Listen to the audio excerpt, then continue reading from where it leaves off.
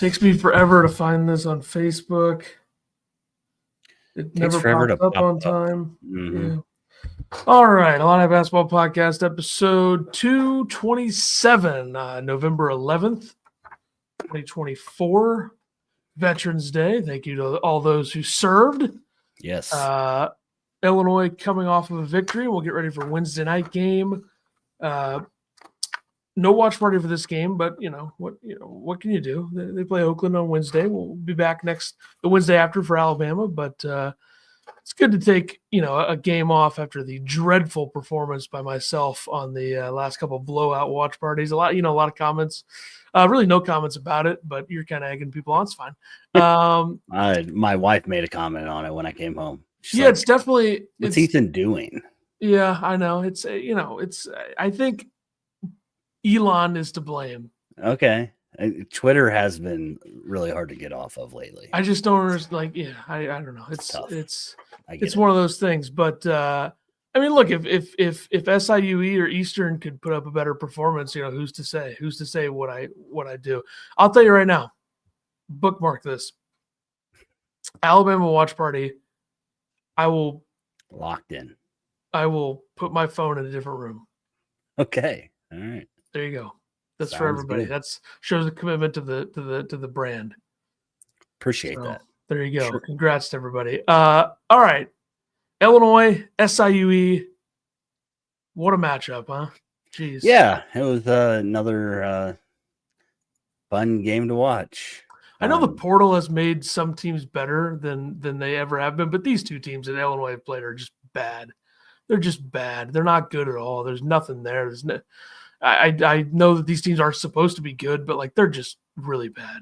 Yeah, I think Brad wants to play in-state teams, just to that's fine. Yeah, build that. So I understand why he's scheduling these games. Looking at Oakland, I don't know if it's going to be much better. So, but we'll get into that later. Let's talk about the players of the games. One game. Games. Two players. I went with Tomislav Visic. 22 minutes, 6 of 9, 2 for 4 from 3, 4 for 5 from the line, 18.7 rebounds and assist. It's been really fun to watch the two-man game between him and Kasparis. That's apparently how you pronounce that, so that's how we will continue to pronounce it from here on out. There was the one play where, Kasparis passed it off to Tomislav back, Kasparis back, or vice versa. I'm not really sure, but watching those two play, him being able to stretch the floor, really liking what I'm seeing from him. Yeah, I'm going with Kasparis. Kasparis Jakachunas is my play of the game. Probably the first play of the game in the history of this show that it only made one field goal, I would say. 12 points on 1 of 3 shooting. All 3 were threes, 9 for 10 from the free throw line, 8 rebounds, 13 assists, 1 steal, 3 turnovers. Played 33 minutes in this game, played 25 in the game before. You could just see all the creativity and the playmaking and the just the talent, the ability. And I think his shot creation and shot selection has been a little bit better in these two games. Of course, lower level competition than what we saw against Ole Miss, but Ole Miss doesn't exactly look like a world beater so far to start the season. But we'll be able to. I think when college basketball season starts, people kind of pretend like this is their first ever season watching, and we get super, focused in on, this team doesn't look good enough or they don't look, good right now. I think especially in the SEC, we need to get to SEC play before we really judge Tennessee and Ole Miss and Kentucky, Arkansas, Alabama. So people are saying Ole Miss, oh my God, Ole Miss looks so bad. Why are they even ranked? And it's just it's too early. Do you think that exhibition game, losing to Ole Miss and them not looking very good, is affecting Illinois not being ranked? Because if you watch Illinois and their play style and how many shooters they have on the court, it's kind of shocking they didn't make a ranking this week. Well, I'm going to say that it is not affecting it, but that is because I don't really trust it, but you have to think that there's no way AP voters are doing that. If they're doing that, then just stop letting them do this, because most of the AP voters are just box score lookers. Like, yeah, so I would hope that that's not what they're doing, but I wouldn't put it past them, I guess. I mean, if we're gonna do the thing where this team doesn't look good enough through the first 2 games against lower level opponents, and that matters to people, then Illinois should be probably like 18th in the country. So yeah. And if we're doing it, Rutgers shouldn't be ranked if that's the case, and then Ole Miss shouldn't be ranked if that's the case. Hell, Alabama, maybe they shouldn't be in the top 5 because they only beat Arkansas State by 9 points, right? So, by the way, love McNeese plus the points tonight against Alabama. McNeese is good. I don't think Alabama is capable of beating a mid-major team as good as McNeese by 20 points. Spread's 18.5. So, Okay. just throwing that out there for people who want to make a quick pick. I got Stetson in one of the games so far. They look awful, so good start for me. Casperus is my player of the game. Casperus, yeah. Brad talked about him a little bit. Said, quote, he's mature, he's smart. He plays to win and not for the stat line. It seemed like the press was really pushing Casperus to be mad that Merez Johnson got a rebound over him and he didn't work for it. He didn't get his triple-double and all this stuff, but he just seems like that kind of guy. I think it was Humrickhouse in the post game talked about how well he runs the offense just with his eyes and the way that he makes defenses move, just by the way he looks and where he doesn't. I don't know what's the word I'm looking for. Thank you. Appreciate it. He's the quarterback of the offense. Yeah. He doesn't. Man, I can't think of it. Anyways, nobody's talking about the pass through the legs and transition to Will Riley because Will Riley didn't shoot it. Yeah. Yep. That's true. He was plus 24 on the night. Like you said, he only made 1 basket. Brad did say that he did play him a little bit more than he wanted to. He played 33 minutes, as you mentioned. Also, rest of the guys didn't break 30. So Brad's just trying to get everybody a little run in there. So, but again, Brad thinks that he's going to have 30-plus point nights, and he's going to do this too, where he stuffs the stat sheet and he helps the team win. So, what's up, Bootzilla? Quackle, what's going on? Imbrot says, I really like being unranked going into the Alabama game. Yeah, still another week. Still a chance, yeah. Shidewinder, what's going on? They beat Oakland by 30. Who's to say? I've seen a lot of college basketball people questioning, like our former guest on the Countdown to March Madness program a few years ago, Connor Hope from Heat Check. I think he's still there. He said you just can't look at this Illinois team and not think they're top 25. But that's not how the APP. That's not how the That's not how the APP does it. That's just not how they do it. So, and it's obviously wrong because I don't know how many times we have to go into the AP stinking. I mean, it's just the way it is, and it has zero, really, other than it just being a number on TV when you're playing. The AP has about zero. It doesn't mean anything. Like if you're a mid-major team and you're ranked, it might mean something. Otherwise, when you're where Illinois is at right now as a program, I don't care if they're in the top 25 or not in the top 25. I think everybody that watches knows that they're probably one of the 25 best teams in the country. Maybe they're not. Maybe they lose to Oakland and then they lose to Alabama by 100. I mean, some things could happen, but so far they look pretty good considering that, there's really no doubt with either of these games. And you look at what Indiana did with these two teams. It's, just saying. And both Indiana and Illinois more so, just completely flipping the roster around from last year. At least Indiana still has Mbako and Renault. And they still got a few guys from last year's team. Illinois literally has 1 guy from last year's team. And they're also playing with, 4, 5 guys who have never played college basketball before? Yeah. So if you don't think Brad Underwood – if there's any Indiana fan that thinks Mike Woodson's a better head coach than Brad Underwood, that's funny. And I don't think there is, by the way. I'm just saying that just to say it. Yeah. We'll go into the rest of the starters. Ben Humrickhouse, a.k.a. Big Hummer, as we're calling him on the show, or I am. Ethan really could care less. 23 minutes, 5 for 9. He was 5 of 8 from 3. He missed the front end of a 1-and-1, 15 points, 2 rebounds, 2 assists. He's now shooting 7 of 14 from 3 through the first 2 games. So I know the Ole Miss game, he was kind of not around. You didn't see much of him, but Brad wants him to shoot threes. This isn't, again, Marcus Damask backing people down I know that's kind of who people wanted to compare him to when he came in and when he was coming to Illinois. But when he first came in, we didn't have Kasparis, we didn't have Tomislav. There were guys that weren't here yet. And so the makeup of this team definitely changed. And Brad talked about that a little bit in the postgame. We'll get to that later. Underwood said of Hummerkaus, quote, "I need to get him more threes. He is going to pull defenders and is able to play the 3, 4, or 5. I guess I didn't realize he was going to play the 5 this year, but I think there will be some times he will play a small ball 5 just to get some clean looks. I'm hopeful he will be a 40% guy, and we got to get him more." So I have a slight correction on this one. okay, sorry. He's 7 for 13 from 3. Oh, really? So 54% as opposed to 50%. Wow. Yeah, he's been shooting it well. I mean, he didn't shoot it well at all against Ole Miss, but he's gotten a lot of good looks. Obviously, the competition you're playing helps, but I feel good. I mean, you look at what Damask did last year from 3, if we're comparing at least the level of production to each other, then Hummerkaus has been a much better three-point shooter so far than Damask was last year. Of course, Damask got it going a little bit late, but you look at, the number from last year for him was 29.7% from 3. I have to think Hummerkaus will finish better than that. You look at last year at Evansville for him, he shot it 42%. So I think somewhere in between 29 and 42 would be pretty good.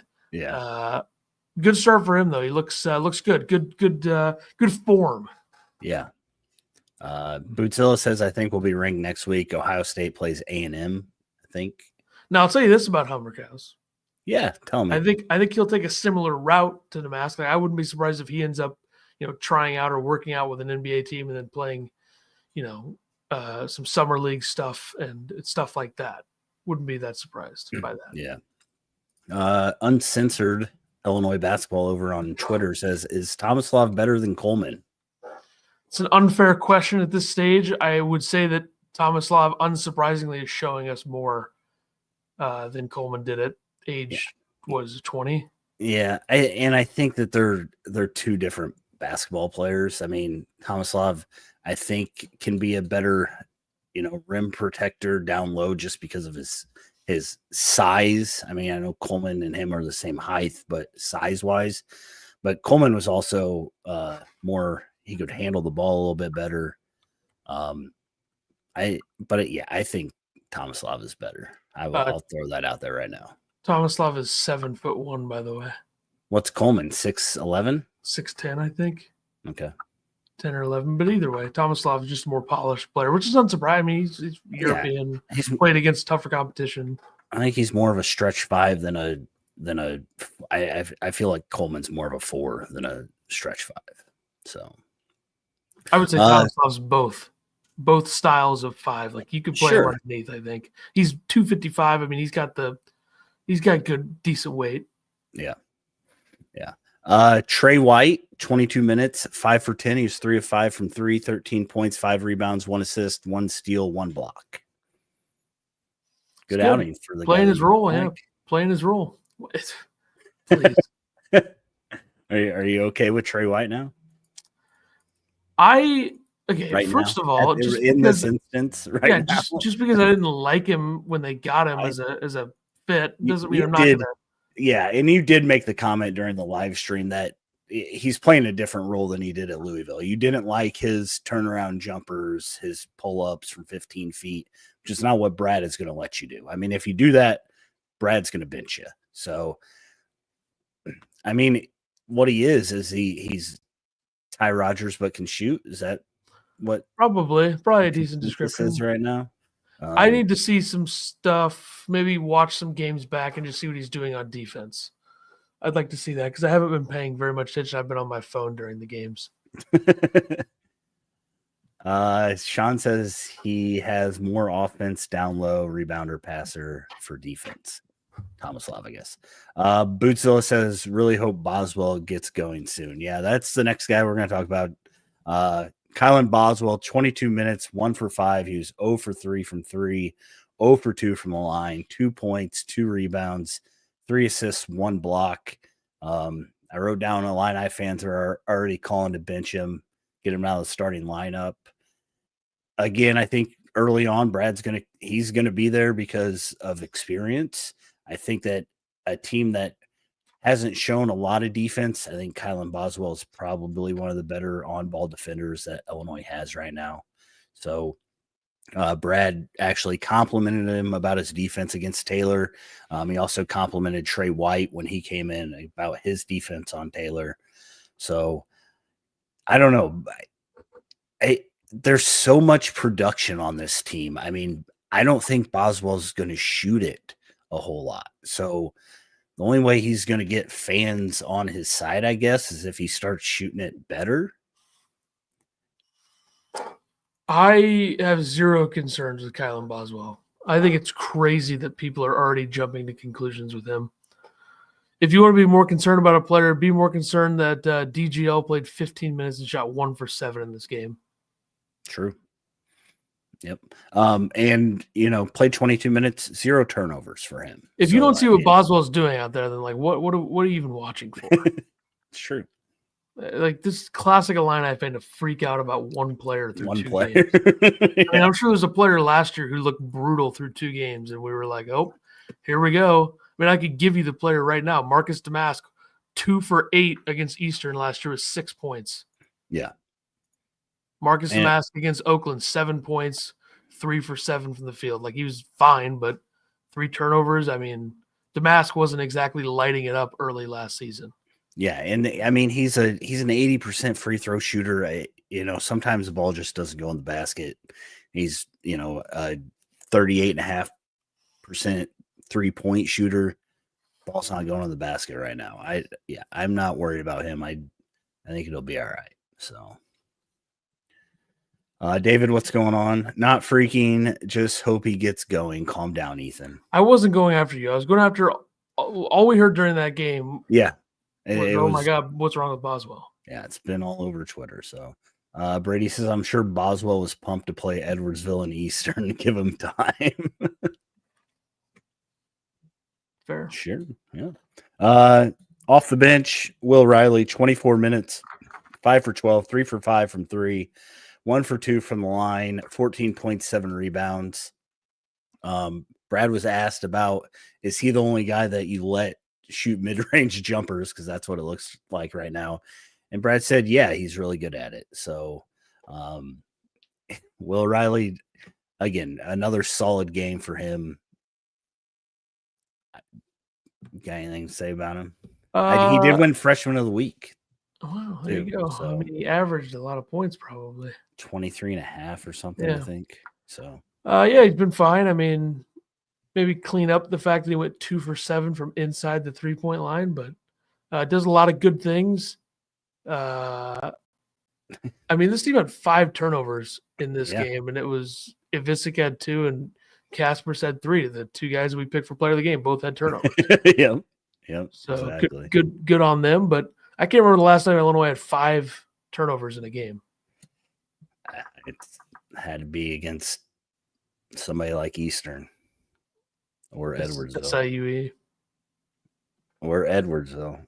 I don't know. They had like a lot of turnovers. I don't know. I feel like I kept calling out them only having 7, and then you'd go on something and tell me, oh, they had 3 in this game or something like that. So yeah, I would never make a comment like that again, because 2 steals.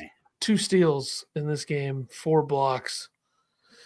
Also shot 38 threes. I feel good about that number. You go 15 for 38 every game from 3, you're in a great spot. Yeah, you're going to win a lot. So, and that's considering that DGL, Boswell, and Booth combined for an 0 for 12 from 3. Yeah, it's so 15 for 26 from everybody else. Yeah. Kerry Booth, 16 minutes, 1 for 5, 0 for 4 from 3, 2 for 4 from the line, 4 points, 1 rebound, 1 assist, 1 block for him. Solid game. I'm fine with that. I think he probably shouldn't play 16 minutes. I'd give that other minute to Merez Johnson. But yeah, I mean, I think that, these guys are probably Kerry's probably seeing more run right now than he will against the likes of Alabama and stuff. But I'll give you a prediction right now. Kerry Booth will play 6 minutes or less against Alabama. I would I would agree with you there. If Illinois stays close, if they don't lose by 50, I guess. True. Merez, 15 minutes. He made 1 basket, 3 for 4 from the line, 5 points, 8 rebounds, 1 block. Another solid performance. Yeah, I like what I'm seeing from him. Yeah. Defensively, he's good. Looks a lot more drop the pen. Oh god, got it. He looks a lot more ready than I thought he would be. Yeah. Brad really complimented him on his communication on defense too. I don't want to, say that Dane Danger didn't do things, but I feel like Merez Johnson is very good at communicating. He apparently some NBA guy said that he's the best communicator in the United States of America on the basketball court. So interesting. Yeah. DGL 15 minutes, 1 for 7, 0 for 5 from 3, 2 points, 2 rebounds. Yeah, not a great game for him, but coming off of a big time performance to open the season, I'm not too surprised that his numbers look like this. He's making everything in the last game, so yep. Sometimes the ball doesn't go in the hole. And then your boy Jake Davis played 3 minutes. He did make a 3. So. That was big. Yeah, very surprising to see that. Yeah. Other notes and quotes: 21 assists on 28 baskets, which is a big difference from I think last year's team. We'll see if that keeps up. A lot of that is, of course, Kasparis with 13 assists. So yeah, that'll fudge the numbers. Yeah. They went 19 to 28 from the line for 68%. After going 34 for 46 for 74% against EIU. So not a huge difference there. Again, you have Humrickhouse missing the front end. You have Boswell, missing 2. So guys that are usually pretty good free throw shooters missed a couple. And you already talked about turnovers. So we'll go into Brad's post game. I just got a few quotes from him. He said, quote, "I think we were very intentional on our recruiting, positional size, and 3-point shooting. We didn't want to put guys out here who couldn't shoot. Duck, Ty Rogers, shots are taken." I guess, yeah. He said, quote, "Just the opposite of what we did last year. Last year we were booty ball, 14 dribbles, and let Marcus shoot a layup or kick it out for 3. That usually meant Terrence Shannon getting fouled or making a 3. It's different. We tried to kind of reinvent ourselves with that." He credits that to having so many ball handlers on this team. So again, I think you talked about it a few episodes ago. Brad adjusting, the guy that weird how that works. And then he talked about the system that they're using in practice. Apparently they don't keep score. They keep points by 3s and buckets up by the basket. And he credited Tyler Underwood, of course, Zach Hammer, I don't know, Patrick Biddle. He said they either stole it from someone in the NBA or they created it. So Tyler Underwood having an impact on how this team is performing and what they're looking for. I mean, there no mid ranges except for Will Riley. Lots of threes, lots of layups, lots of dunks. There you go. It's working out so far. It's working out against the likes of Eastern and SIUE. We'll see what happens down the road. So, yep, Illinois has taken 83s through 2 games. Yeah. And they've made 31 of them. 40%. 38.8. Yeah. Yeah. All right. There you go. Now they play Oakland on Wednesday night. That's 8:00, Big Ten Network. Oakland 1-1, Illinois 2-0. Oakland coming off of getting destroyed by Boise State, a solid Boise State team, but they lost 87-43. Their one win comes against somebody named Defiance. I don't know what that school is. They beat them by 23. Their offense has been very bad. They're shooting 11% from 3. They're shooting 44% from the free throw line. They're 332nd in the country and 2-point percentage at 37.5%. Not good. They got Jalen Jones, the 1. a small guard, 6', 156, sophomore. Illinois should have no problem putting a body on him. He played 17 minutes against Boise State, 1 for 5 from 2, took all twos, 2 turnovers, 2 points. Then they got DQ Cole, 6'3", 222 senior, 1 for 15 from 3 against Boise State, which how is that even possible? They took 26 threes as a team, and he took 15 of them. Between him and Malcolm Christie, their top guy off the bench, those guys were 2 for 21 from 3 in that game. They also weren't good from the free throw line in that game. They just played a really bad game against Boise State. He shot 36% from 3 last season as well. So God knows what happened in that game, but it's going to take him a while to get those numbers back. They got Jason Woodrich, 6'7", 205 senior, 7 points per game, 9.5 rebounds, 1.5 assists, shooting 16.7% from 3 through 2 games. I mean, you're seeing why this team is 357th, the 5th worst team in the country from 3 and shooting 11%. Yeah, that's bad. Tubaru Naivalurua. There you go. 6'6", 239 senior, 11.5 points, 9.5 rebounds per game. They got Alan Mukeba, 6'6", 247 senior, 10 points, 4 rebounds, 3 blocks, 2 steals per game. Very small lineup. Not a big team at all. I mean, you look at average height numbers, they rank 223rd in the country. 6'3", 6'6", 6'6", 6'7", 6'5", 6 foot, 6'9", their tallest player. And he has played a total of 31 minutes through 2 games. So he'll play a little bit. But this team hasn't scored. They haven't been good on offense. I mean, you credit Boise State, I guess. Boise State, not exactly an elite defensive team. They just gave up 84 points in the game after that against San Francisco. I do wonder if Oakland is going to play another game in between this. That's like a D3 game. I didn't look at their schedule anywhere except for KenPom. They don't list those. So no, they do not. They got Illinois and then Kansas. So quite a week for them coming. Both on the road.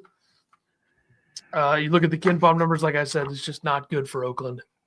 It's not good. Illinois, on the other hand, 38.8% from 3, 59.6% from 2, 71% from the free throw line, 15th offensive efficiency in the country, 40th defensive efficiency. Oakland, their offense has been bad. It's not like their defense ranks very well in efficiency either. They're 220th in the country. This Oakland team is not last year. Last year, Oakland hung around with Illinois a little bit until Brad Underwood said, okay, hey, Terrence Shannon, why don't you just go lock these guys down? And that's what they did. So I think Illinois will not have as hard of a time with Oakland as they did last year. Because last year, I mean, the score doesn't really tell us everything. I mean, it ended up being an 11-point game, but it was very close the entire time. So hopefully Illinois can, be a little bit better than they were in that game. With it entirely, both teams much different, or Illinois certainly much different. Illinois 340th in the country in minutes continuity, whereas Oakland is 285th. So both teams quite a bit different from last season. Illinois much more akin to using their bench this season than Oakland. Illinois 37th in bench minutes through 2 games. Oakland 255th, so below the average in the country, which is 30.8%, by the way. Now we talk about players to watch. What a list. Yeah. McNeese up 5 early against Alabama, by the way. I don't hate that. I don't hate that. I'm going with Kylan Boswell. We talked about it a little bit. Illini fans are, apparently voicing frustration against him right now.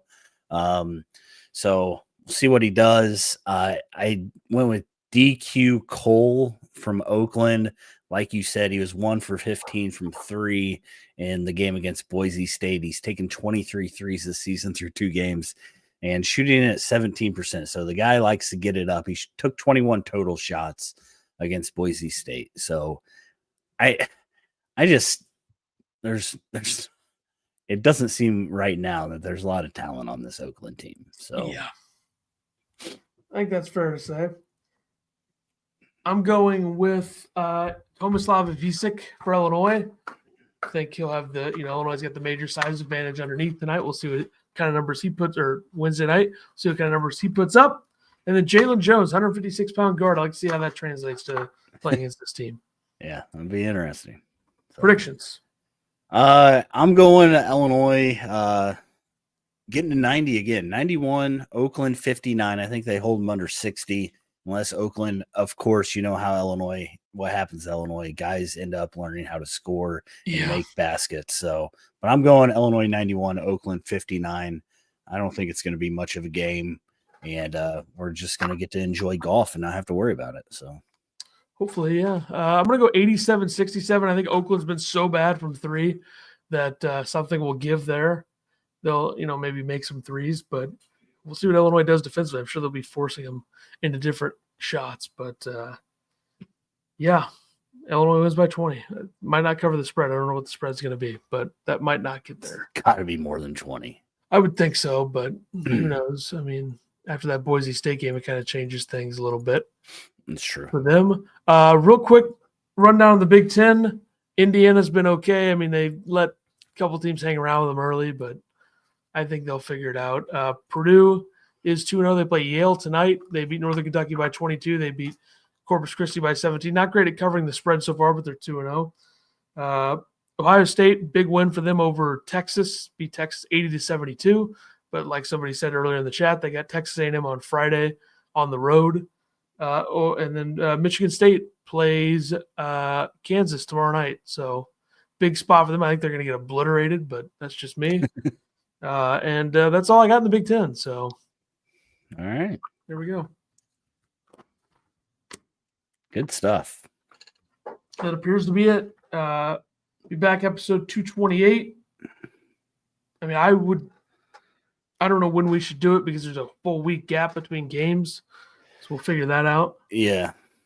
We'll follow us on Twitter and subscribe here, like, comment. If you subscribe, when Ethan throws it up on YouTube, it'll pop up in your feed so you'll know when we'll be live next. So, yep. All right. We'll see everybody next time.